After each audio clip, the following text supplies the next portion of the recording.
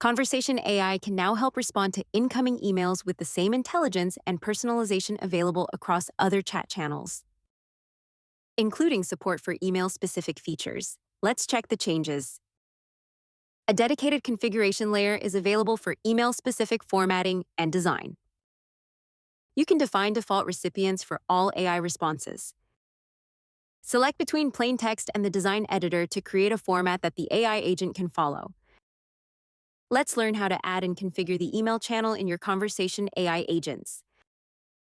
To start, navigate to the Conversation AI tab in the AI Agents section. Within Conversation AI, you can edit an already existing bot or create a new bot. Enable the email channel from the channel drop-down inside the bot settings. Click Configure Email Settings to set the response details. Set the sender details and reply behavior, then click Proceed.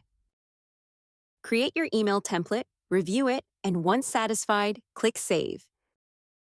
This enables Conversation AI to provide a unified automation experience across chat and email, easily processing and responding automatically based on configured rules and context. We hope you enjoy it.